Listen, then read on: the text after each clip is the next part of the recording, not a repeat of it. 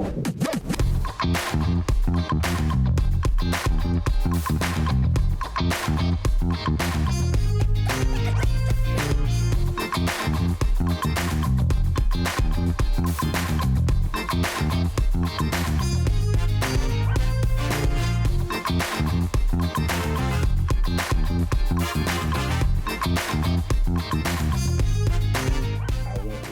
you here. This is the final Fireside of 2024.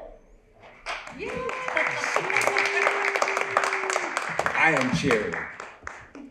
Today's discussion is a unique opportunity for all of us to gain valuable insight into the world of restoration.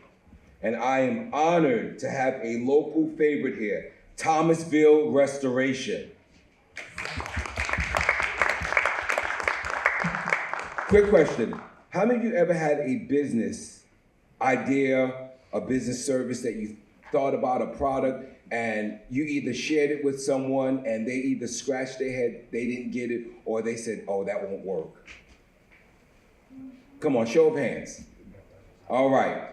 If you're that person, you're in good company, because Thomasville Restoration is really that kind of a company. I am a researcher, and in all respects, their business should not be working.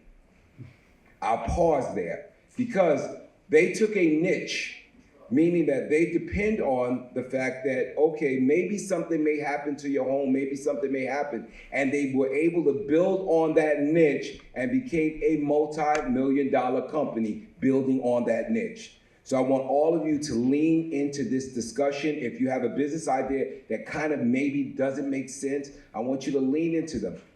As they talk, you may say, well, Dr. King, I don't know anything about restoration. I don't have anything to do with that. If you are a major, if you're an accountant major, if you're a business leader, if you're an accounting, whatever major it is, you'll find out that their model will work into some area. So I really want you to listen, take time, write questions. We're going to pick their brains while they are here. Also, the three that are here, our Dr. Yorkshire will be leading the panel group, so she'll be asking them questions. One of them, what I love about Thomasville, is I'm a marketer, and they market everything. The cup is Thomasville. The little necky, Thomasville. The cap, Thomasville. So if you ever want to learn about branding, their branding person is here also. So you're gonna get a little bit of everything. So please get ready. This is going to be an awesome experience, I promise you. So I turn it now over to our Dr. Yorkshire. She's been a professor here for over a decade, and I appreciate her. And Dr. Yorkshire, it is now in your hands.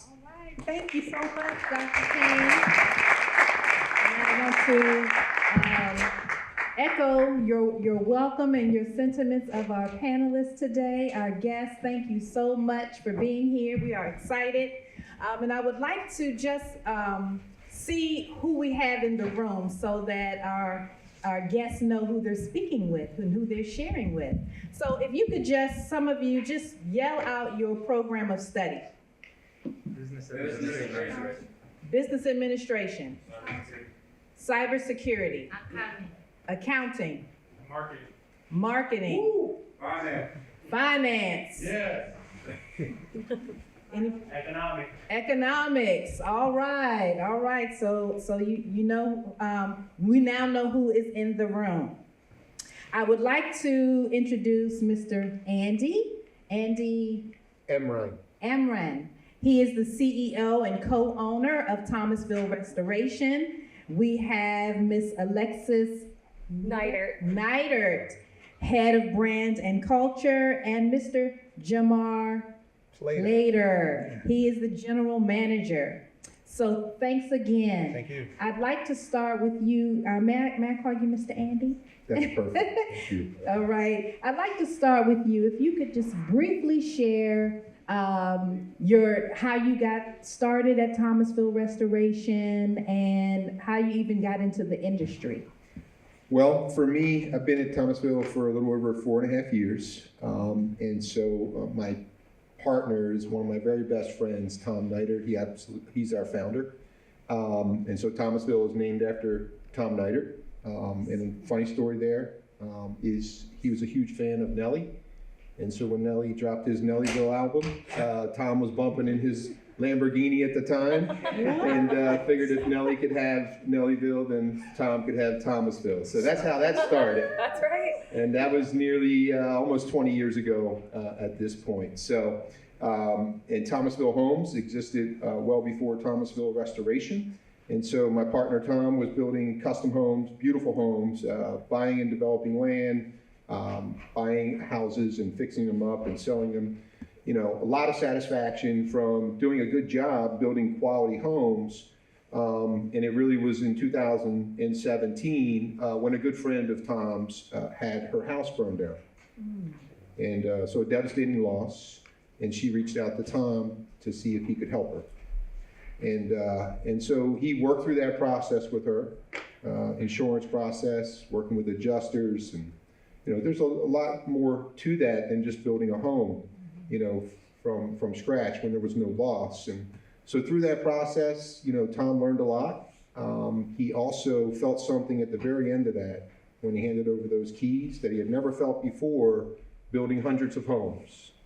You know, running open houses at the end of that building process and having all those families come through, going to settlement, handing over the keys to the home, having the kids be so happy about this new home that they're moving into, felt great. But the level of intrinsic satisfaction when he, you know, handed those keys over to Miss Cookie at the end of rebuilding her, not only her home, but her life, right, through that 1.5 year long process was something that he had never felt before.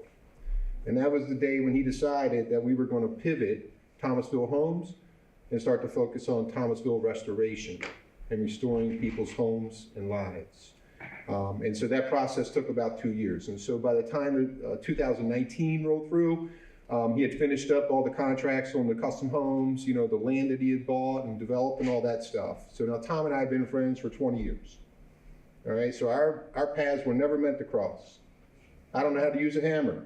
Okay, so my career was built in banking, and then prior to joining Thomasville as the CEO, I spent 12 years with Under Armour helping to build them from a $600 million, primarily North America company to a $5.5 billion global icon. Wow. All right, so, you know, that was what I was doing with my career. And Tom was, you know, building Thomasville Homes and then transitioning into Thomasville Restoration. We became very, very close friends from my wife. My wife grew up with Tom. They graduated from high school together, and that's how we met about 20 years ago. And we just were great friends with great admiration and respect for one another in terms of what we both did. And then finally, the weekend after Thanksgiving, so this weekend coming up, pretty interesting. That's cool. This weekend coming up in 2019, I told my family that I was going to be leaving Under Armour. And at that point, didn't really know what I was going to be doing. But at the end of March 31st of 2020, that was going to be my last day, and I was going to go on to do something different, right? Had great run at Under Armour. I wanted to go grow something again and enjoy that ride like we did, from 600 million to 5.5. I wanted to go do that again. And so I reached out to Tom that weekend, and he was the very first friend that I shared with after I shared with my family that I was leaving. And at that point, he said, you know, we should do something together.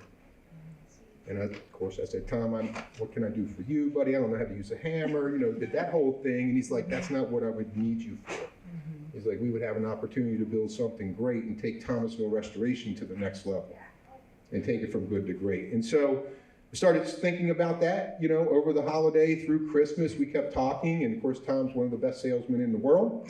And so he would call me every day and kind of see where we were at. And you know, by the time the new year came around, I was pretty set that that was what I was going to do. And I figured, you know what, I had always dreamed, right, about building a business, going into business for myself at different points in my career, and I'm 52 years old now. I either didn't have the courage or I didn't have the capital to do it, right? And Tom, right, on the other hand, right out of high school, he went into business for himself. He never worked for anybody else. He likes to say he was unemployable. Right? But the guy's absolutely brilliant, and he just figured if I'm going to work, I'm going to have it be on my dime, my time, and I want to make as high as it can be. You know what I mean? And so have an opportunity to go into business with Tom, an absolute warrior, someone that I trust, had been friends with for 20 years, had seen him be successful all the time as an entrepreneur, gave me a lot of confidence. And we already had Thomasville Restoration already existed. We already had assets. We already had a brand. It just needed to kind of be lifted up and polished just a little bit to get that sparkling diamond. So that's how I've ended up at Thomasville Restoration. It's been an amazing ride, and I'll leave it at that. Wow, thank you so much for sharing. And one thing I didn't ask you all, how many by show of hands are entrepreneurs in here? How many of you own a business or want to own a business? Okay, very good. All right, Miss Alexus, if you could please introduce yourself and tell us how you got started at Thomasville Restoration. Sure, absolutely. So I'm Alexus Nidert. I am head of brand and culture here at Thomasville. And if you had told me 10 years ago that I would be working for my father, I would have said you were a liar. Prior to Thomasville, I was in real estate actually, and I was venturing off to start my own business, to essentially do what I was doing now. My dad called me one time and said, hey, I need you to come work for me, and I need you to come work for me for $15 an hour. So, I had owned a home at this point. I was starting my own business, and I was making more than $15 an hour at that point. But he needed me, and when your family calls you and they need you, you say yes. And I was really fortunate to have a leader like Andy who was able to help me grow and become the person that I am today, because he has instilled so much knowledge into me from the time that he had at Under Armour and some of his other organizations. So yeah, I absolutely love it now. I'm glad I report to Andy. I get an opportunity to learn a lot, but this whole thing had just kind of started as an office manager role or an office assistant role where I was just doing whatever needed to be done. And I think the biggest takeaway from that is, I just did whatever had to be done no matter what. And so when I had the opportunity to sit down with Andy and say, hey, I have this idea. I feel like we need somebody to focus on our brand. He said, okay, write me a job description. I said, okay. It took me 2 months because I was nervous and I was intimidated and I felt like I was not good enough and I didn't go to school. You guys are fortunate to have the education that you did, or that you have now. But I sat down and I wrote the job description finally, and I sent it over to him about 11 o'clock at night, and he said, okay, go. And the rest is history. I've been really fortunate to be able to do this. Mm-hmm. Nice, thank you. Yes. She's amazing. And it just goes to show, and I know some of my students in here, you've heard me say this, sometimes, when we are on jobs and we're told to do some things that we may not feel like we should do, or that we're getting paid to do, right? That we should look beyond just that moment and take, embrace and take advantage of all of the opportunities and new skills that we that are available to us, because we just never know how those skills and experiences will transcend into other opportunities. Yeah, we have a motto at Thomasville that it's never not your job. So everybody sweeps the floor. It is never not your job. And that, there's been times where this Saturday, we had a huge loss of DC. And I, at 8 o'clock at night, drove down and made sure all of the guys had Celsiuses and waters and food as they were working. And then I came in at 8, Jamar tagged me out at 11, and we kept it moving. So it's never not your job. Never not your job. Thank you, I like that. Yeah. Yes, somebody in the audience agrees. So, Mr. Jamar, General Manager, tell us about how you got started at Thomasville Restoration. Well, first, thanks for having me. I joined Thomasville about almost 4 years ago. It was February of 2021. And kind of like you all, about 30 years ago, I had a idea of what I thought my life was going to be, right? So I went off to college, and I thought I was going to be a lawyer because I love the LA law, right? And pivoted from there, did a little architecture, and then I met this beautiful, my wife. We celebrating tomorrow, 25 years. you know, we wanted a house and we wanted some money. So I actually teamed up with some owner-operators in Washington, D.C., and I became a regional manager for McDonald's for about 15 stores in D.C., and eventually out here to probably one of the McDonald's that you guys frequent out there by Six Flags, right? And I realized that I loved developing people, right? Taking people who may not even had a high school degree, but they became managers at McDonald's. And I realized that was what I was supposed to be doing. So in 2004, I started my own business. Did that for about 7-8 years, and I realized that business was restoration. And so I did a little work at National Institute of Health, and then finally got into this insurance restoration about 9 years ago. And it's something, right? Mm-hmm. It's not necessarily the work, but it's the people, right? You're helping people put their homes, and I'm sorry, I get real emotional. Mm-hmm. But it's about helping people who went through something, who can't help themselves, get back to where they didn't think they could get to. And about 4 years ago, Tom and Andy called me and they said, "Hey, look, I want you to be part of this team, Thomasville," right? And I said, "Hey, as long as you're gonna help develop people, I'm your one." And so I joined them. It's been a ride. Met some great people. We work hard, but I'm excited about where I'm at, excited about the future. It's been a journey, but that's my journey to Thomasville. Yeah. Jamar, I just want to ask a follow-up question for Jamar. What day was it when we first talked? And It was December 31st, 2020. And I was, you know, it's New Year's. I'm going to get a New Year's celebration, right? And Tom calls me. He's like, "Hey, I heard you lost your job." I'm like, first of all, I did not lose my job. He was like, I think that you'd be, I think you should maybe join our team, right? I just want you to talk to a few people. He's like, one of them is my partner, Andy. And I said, okay. So sure enough, maybe 2 hours later, Andy calls me. And Andy, he's a master of spreadsheets, right? He shared the vision for Thomasville for the next 5 years. And I was like, wow, this is worth considering. And then next thing you know, I showed that to my wife. And then she was like, "You need to take it very serious." And by a month later, part of the Thomasville team. That's right. Yeah. Wow.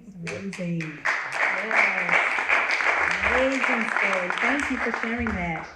Now I'd like to toss it back over to Mr. Andy. What are the unique challenges Thomasville Restoration faces when restoring homes that have been damaged by fire or flooding? yeah, well, for most people, this is probably going to be one of the most devastating times and events in their lives, right? So if you put yourself in the shoes of a family that's experiencing the type of loss that you just described, Dr. Yorkshire, you know, that family, if they're like me, I remember my wife and I clipping coupons, you know, going to several different grocery stores to try to, you know, save money on this item that was cheaper here, from there, all to be able to make sure that we could save up enough money one day to get out of, you know, our apartment so that we could buy a house one day. And so when you go through that type of sacrifice and commitment, you know, like that house, when you were able to, you know, buy that first home or even your second home, it really never changes. But I just remember the level of sacrifice that my wife and I made to buy that first house. And that house was everything to us, right? And to have a loss, right, a devastating loss, you know, turn your life upside down on this a place you call home, right? And it's going to be your most valuable asset, right? So it turns your whole life upside down. If you have kids, it's even worse, right? Or if you have older parents or family relatives that you're caring for inside that home, you can understand all the implications. So, we are intersecting with families at the lowest point in probably their lives. And so we look at that as an absolute gift, right? To be able to be in a situation where we're called to action, to have that empathy, but also to be able to take action, which we refer to as compassion. And to have that opportunity is not something that we take lightly. We take a lot of responsibility, and we take it very seriously, and we aim to be great at everything we do, and that means making sure that that family in that moment feels like they're the most important family in the world, and that when Thomasville, right, and our entire team wraps their arms around them, we got you. All right, it's going to be okay. And what we refer to as our Thomasville touch, and so we have nearly 120 teammates that are passionate about what we do. And it's something that we screen for during the interview process. And we want to hear people be able to clearly articulate that they enjoy helping people, right? Because if you don't, these losses, they don't know what time of day it is. They don't know what day of the week it is. They happen on Thanksgiving, they happen on Christmas, they happen Christmas Eve. They don't know what time of day it is, okay? So if you're not passionate about helping families in these moments, it's going to feel like work, and it's going to feel like a job. And you might be excited initially, but it's going to wear you down over time. So we really check for that, right? And so we need people, right, that are passionate about helping people and that have a level of emotional intelligence, right, in those moments when these emotions are running extremely high. These people can sometimes be in shock. Right, we're there sometimes minutes, hours, after these events happened, and there's still smoke coming from, their structure. So these families a lot of times are in, shock, and so having a level of emotional intelligence is really, really important to be able to handle, right, that situation. And then I would say communication is incredibly important, right, because those customers in that moment, right, it can't overwhelm them with a lot of detail because they're never going to remember it. But you got to be able to communicate quickly with confidence that we got you, and here are the 2 or 3 things that you need to know right now. And we're going to let you know some more detail after we get to the next step. Right, that might be a couple hours, it might be the next morning. But communication is incredibly important. And so I just mentioned 2 of our 3 core values. I know that Alexus is probably going to hit on that later. But I talked about compassion and communication, critical pillars of what we do. Thank you. And that's a segue into my next question for Mr. Jamar. As the general manager, the people developer, do you have anything to add to that as far as maybe there's some students in the room who desire to work in restoration? What skill sets would be essential for that? Yes, well, restoration is a unique business. It has kind of like 3 legs, right? It has your sales, your business development, your branding, marketing. Alexus represents that. I have operations, right? That's the production, putting it together. And then you got your finance arm, right? Where you got your back office stuff, your accounting.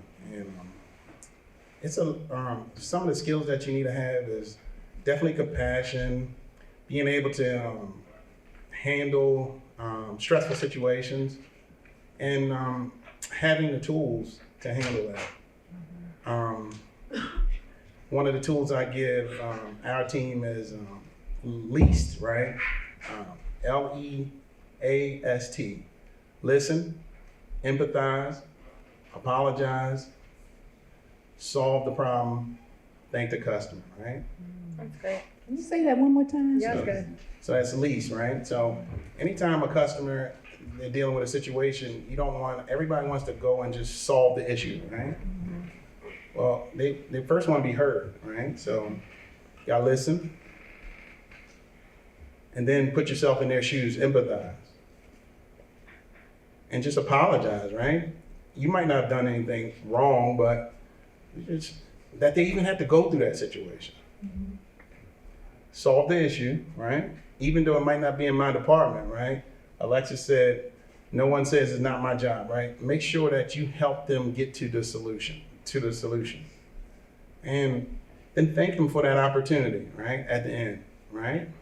And just thank them for sharing, right? Because in order to get better, we're not gonna be perfect, but when a situation comes up, we want someone to make sure they communicate it to us so that we can resolve it and then become better afterwards, right? Mm-hmm.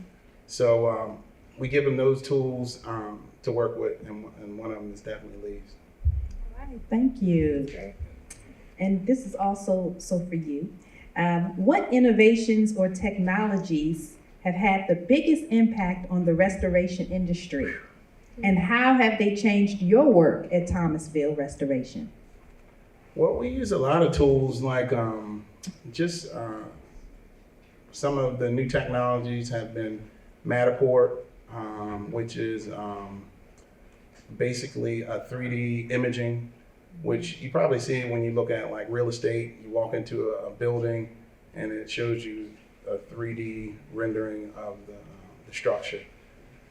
That has helped us out because we deal not only with the structure when it comes down to the repairs, but contents as well.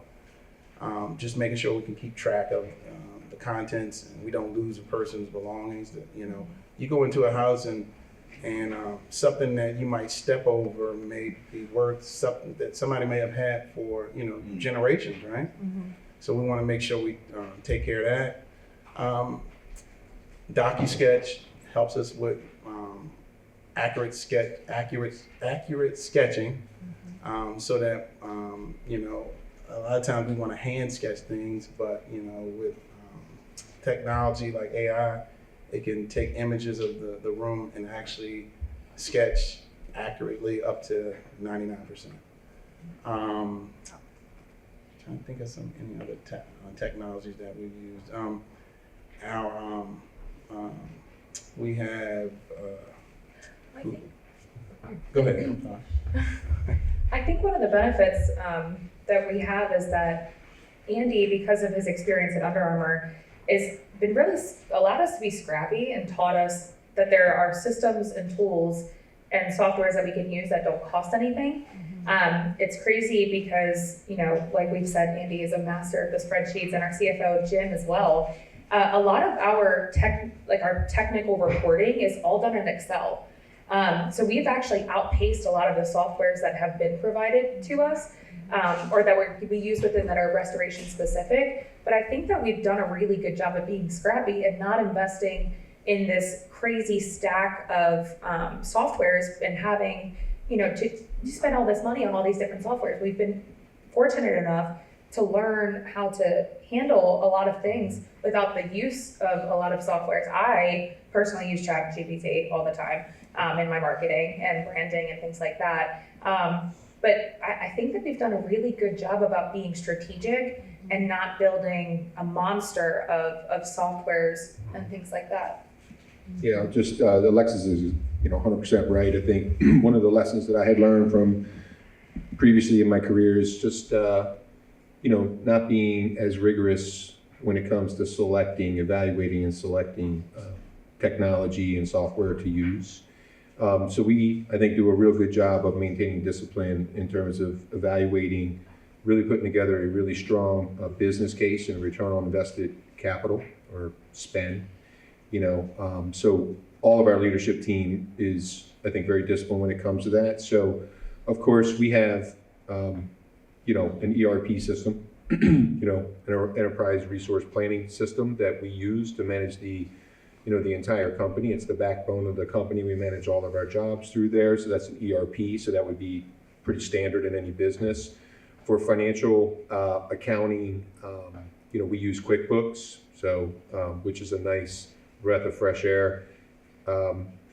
At Under Armour, we used SAP, so we had an enterprise that large. You need something a lot more scalable than QuickBooks. But I tell you, QuickBooks is incredibly user friendly. So to me, it's like ABCs and like C-Spot Run. It is so incredibly easy, user friendly, and so that's been a really a good breath of fresh air for me, coming from like a big, huge mega system where you figure it out. But I would tell you that QuickBooks, for any entrepreneurs sitting here or listening and watching, I think QuickBooks is an incredible solution, right? When you're starting something up, and run QuickBooks for as long as you can and enjoy it. And and hopefully we're all fortunate enough that we can outgrow QuickBooks one day. But man, that's a nice ride between then and now. So use QuickBooks. So I would just share a couple of those things. ERP, financial and accounting. We use QuickBooks, and a lot of companies out there do, small, medium, and certainly a lot of startups.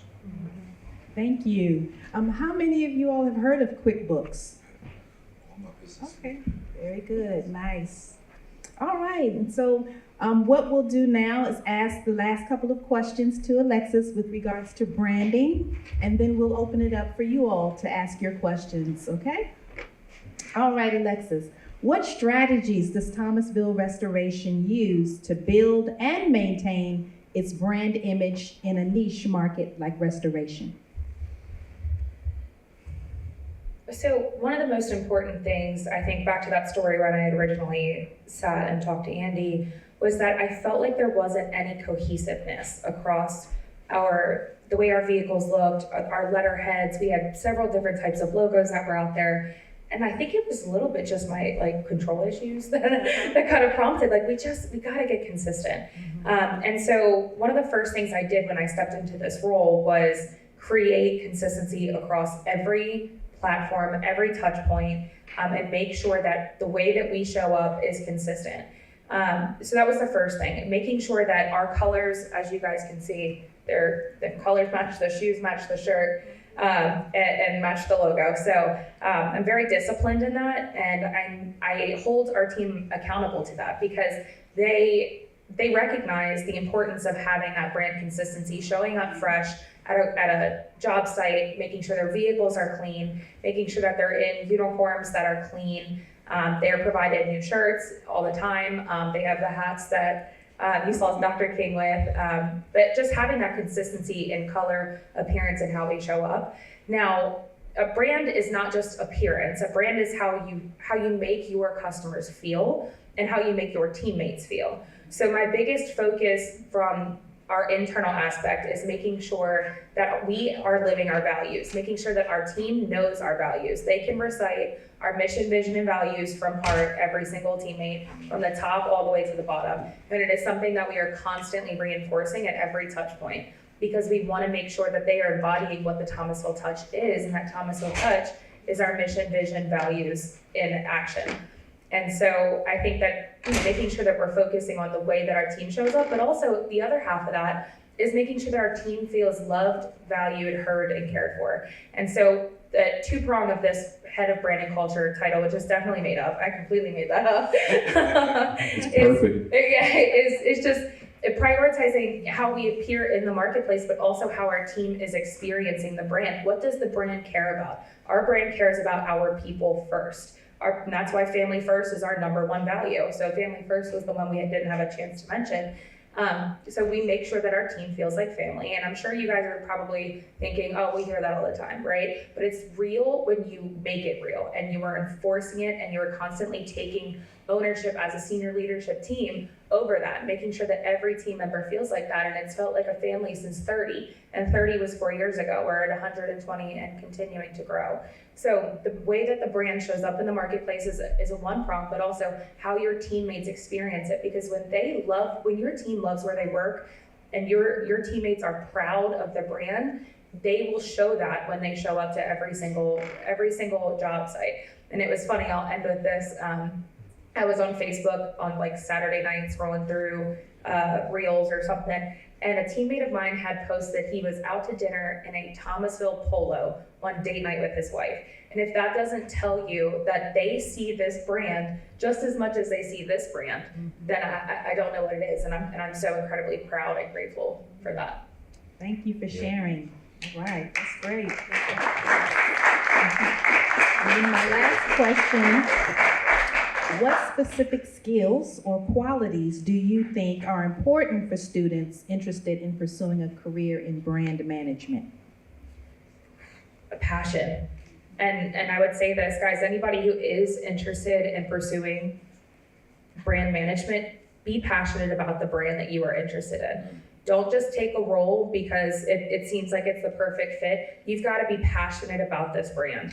And for a long time, I would say that I had so much more passion for my role because it was a legacy. And one of the brand pillars is leave legacy, one of our Thomasville Restoration brand pillars. And if anybody has any questions about a brand house, I'd love to talk to you about it, because a brand house is extremely important in building a brand. And entrepreneurs, you're gonna want a brand house to define your brand. But one of our brand pillars is leave legacy, and I am a second generation employee at the company. And so my passion was, it burned deep. And there are a couple other things that I'm passionate about, the restoration industry in and of itself, because what we do is we come in at the worst times in people's lives. And I know, it might feel, I always say that the restoration industry is like the ICU and the fire department's like the emergency room. So the fire department is out there, they put the fires out and they take care of the home, but now there's healing that has to be done. And we have the very fortunate opportunity to heal these families as they go through. And guys, it takes a year to rebuild a house. So that's a year that these family members are displaced, year on average, I should say. But that's a year on average that these family members are displaced, and they don't know where their kid's second grade art project is, if it's even still here. And so you gotta be passionate and you gotta be driven. So take your time, pick a brand that you love, and go for it, because your passion will show through your work. Thank you so much. All right, well, let's give our panelists, our guests, a round of applause. Thank you so much for coming and sharing with us. Now we would like to transition to your questions. So who would like to ask the first one? All right, ma'am, you can come up. Hi, thank you all for coming. From the presentation you guys put forward, I see that your business is very customer focused, very person focused. And I was curious, Dr. King did mention that it is a niche industry you work in, restoration. Specifically speaking towards, I guess, your marketing, I'm curious, would you say that how would you say that you get most of your recommendations or new customers? It feels kind of like it would lean to be recommendations from previous customers, and I'm wondering if that is so, or if it comes from like other recommendations, maybe from insurance or from Google search or word of mouth, like that. Yeah, absolutely. Yeah, that's a great question. So it's actually all three, all of the above. We have leads that come directly from our relationships that we've built with the insurance companies, leads that come directly from Google searches. We have 739 Google reviews.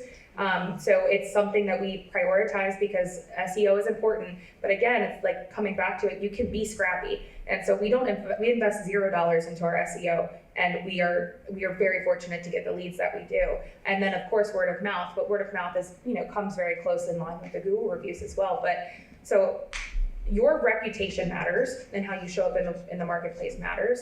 But also, I think one of the things that have allowed us to be so successful with with insurance companies and things like that, is that we always prioritize the best possible situation, meaning that we always try to make sure that we are doing what we need to do to take care of the customer no matter what, and try to make the insurance company's lives as easy as possible.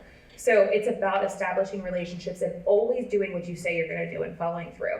It kind of comes back to that whole "it's not my job" thing. The insurance company or the customer could need something that needs to get done that's not within the scope of work that we have. But sometimes it's about doing what's right and always doing what's right. And that kind of falls in line with that as well, I think. What do you think, Jamar?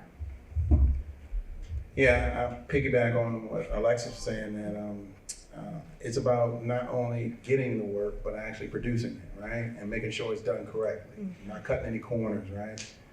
Respecting someone's home or business. Realizing that you're in it for the long haul, the long game, right? Sometimes you're going to take some wins, sometimes you're going to take some losses, right?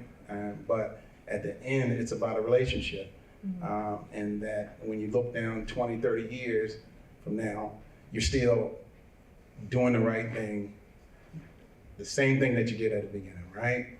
Humbling yourself, working with the customer, working with the insurance company, and making sure that you're doing the right thing at all times when no one's looking. That's right. When no one's looking, that's when you gotta do the right thing.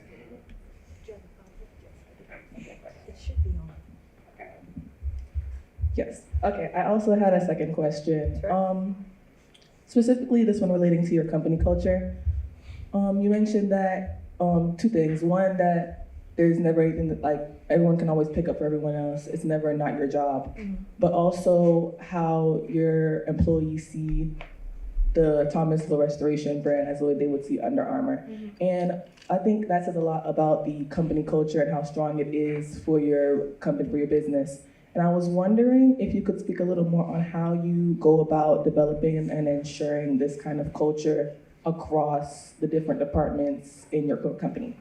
Yeah, absolutely. So I think that's a two-pronged answer. First, it has to come from the top. Our senior leaders have to embody everything that they want to see within the culture.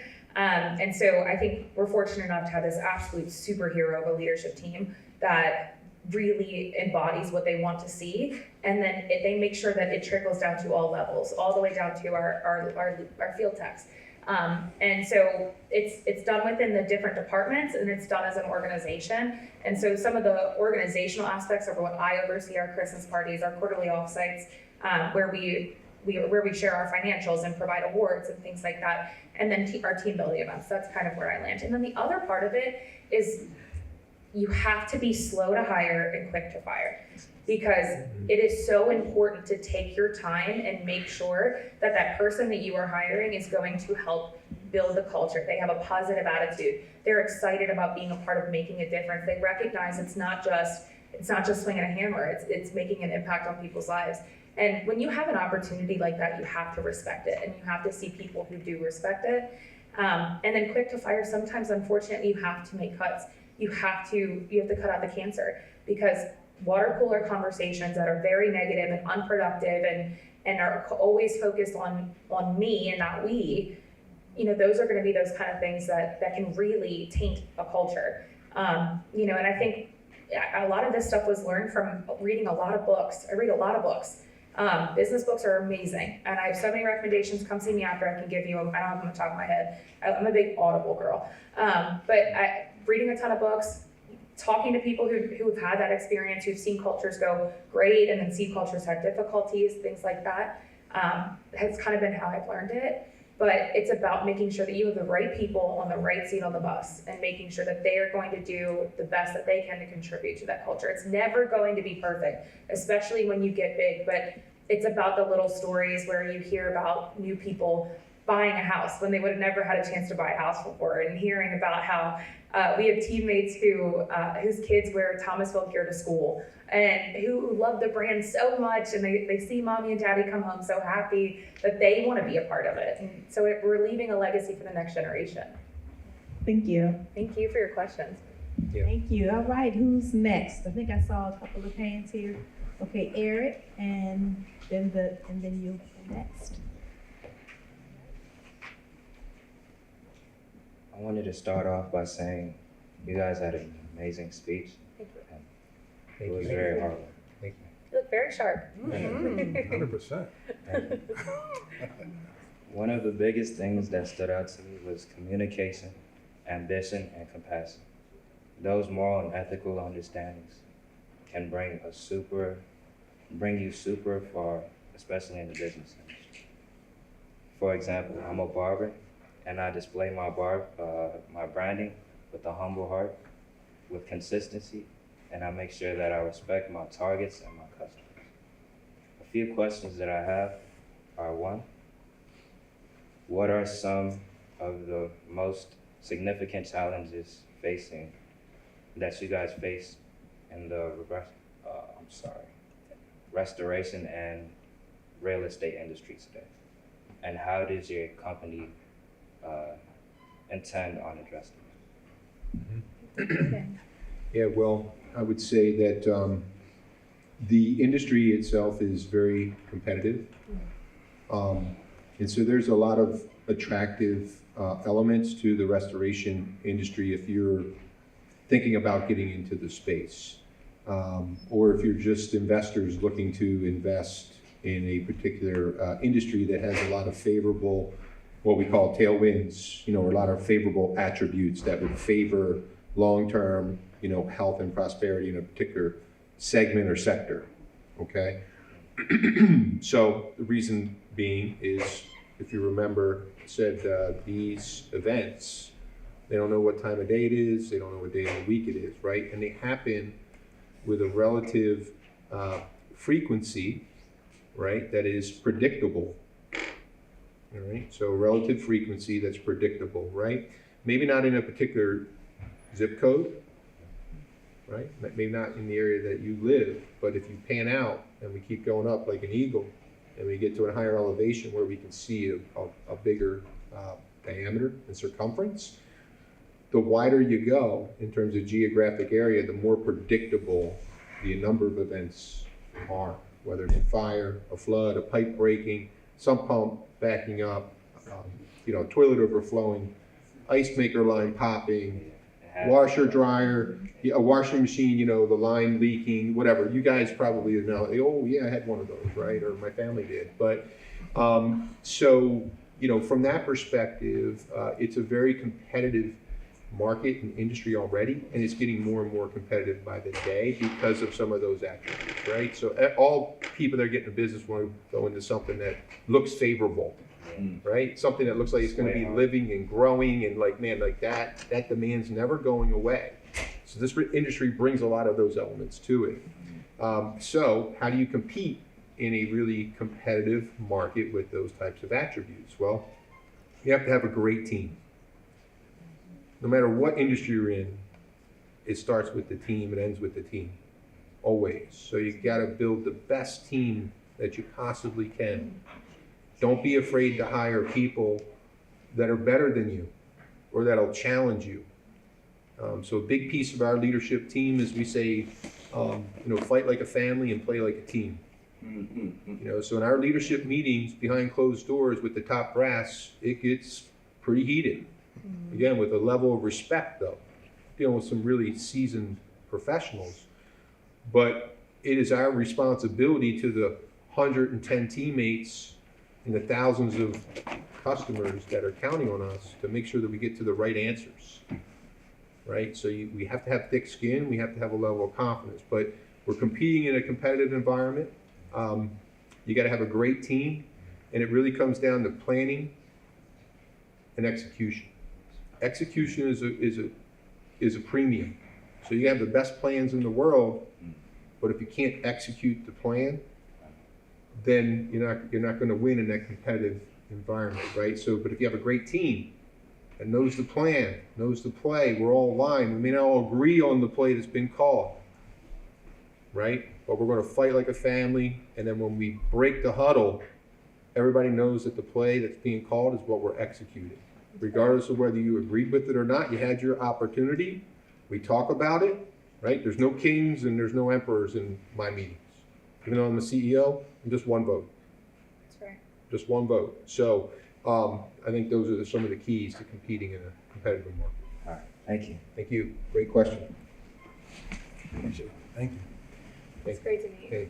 Pleasure to meet you. Pleasure. Thank you. So good morning. My question for you, Andy, is in the infancy phase, because it's such a niche market, how long or how many times were you told no or I don't understand, and what did you do to combat that? Can you talk a little bit about that? Yeah. Okay. You take that one. Yeah. I'm speaking on behalf of my dad. Yeah. Thomasville's been my whole life, pretty much. One of the things that I really admire about him, and if you tell him I said this, I'll deny it. One of the things I really admire about him is he never takes no for an answer. You have to tell him no 30 times before he might take that. And if not, he's going to find a solution and a way around it. He might he might have to go through it, under it, over it, but any of those roadblocks that comes up, he has the drive and the discipline to accomplish that. So when people told him, you only do house flipping. What do you mean you can do custom restoration all the time over and over again? What do you mean you're gonna handle 3,000 customers in 1 year? And he said, well, I'll figure it out. I told you guys the amount of books he read about emotional intelligence, how to ask questions, having conversation, because he had always just been him and one crew, and they were able to do really well for themselves. Now there's 120 of us that him and Andy are leading. So one of the things is that you have to not care what people think.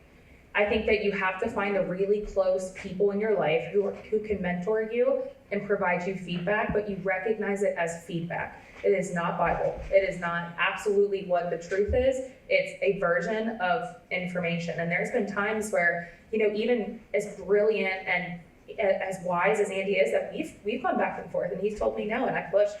And they said, actually, that was a really good idea now that I understand why. But it's about understanding what it is that you want to do, knowing that there are people in this world who will understand. And so if you don't feel hurt, find somebody who will hear you.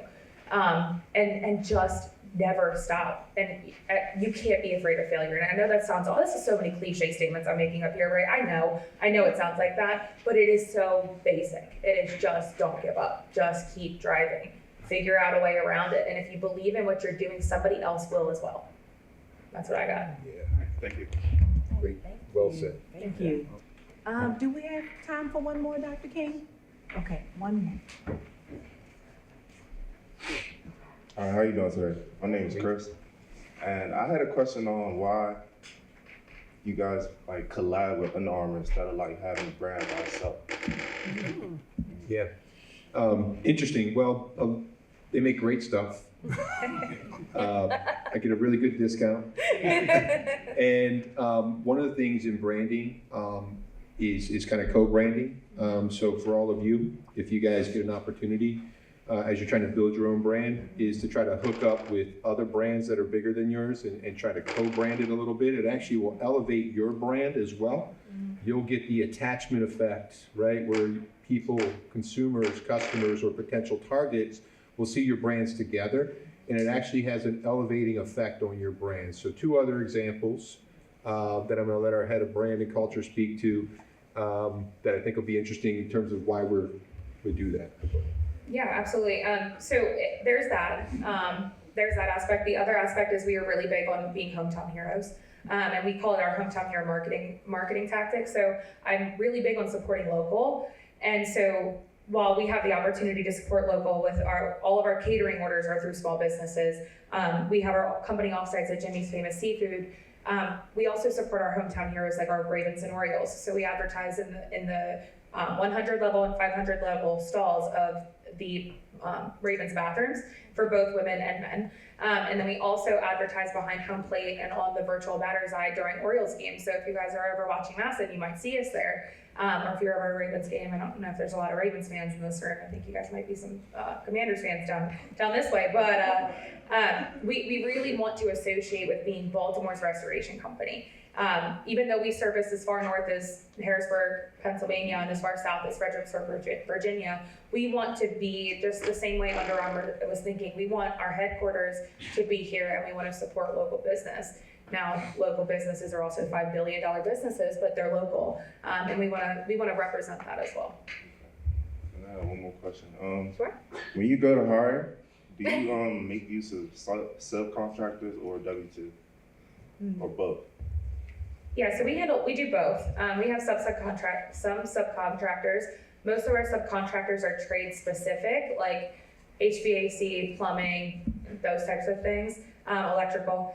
A lot of our team members that we do have that are subcontractors for just Thomasville, because we keep them busy enough. But again, back to that leave legacy thing, we are actually helping our team members start their own businesses and then go and employ other people because of our volume of work. So it's a win-win-win situation for us. We get to help people build legacies. They're building their own businesses, and then they get the opportunity to employ. So it's a 3-tier opportunity. But we do have a lot of in-house teammates as well. Okay. That's it. Great questions. Yeah, great questions. Thank you. Before we break, I'll just share that there's probably 2 books if you haven't read them, but I think for entrepreneurs that would be really helpful. There's a book called E-Myth and E-Myth Revisited. Anybody heard of that? Okay, great book in terms of how you will start out as a technician. I mean, you'll be the only employee, right, on day one for the most part, and then you'll evolve to a manager, right? And this is a mindset, right? As far as in addition to the activities, and then ultimately you'll elevate and evolve to an entrepreneur, right? But you have to start out by being a great technician, right? So that you can be a really good manager of the technicians that you then hire to build your team. And then an entrepreneur even thinks bigger than that. But I would encourage you guys to read that. And then if you guys haven't read Good to Great, anybody read Good to Great? Great book that I think a lot of the principles that you heard us talk about today, whether it's how to hire, culture, planning, execution, hiring people better than you, process, systems.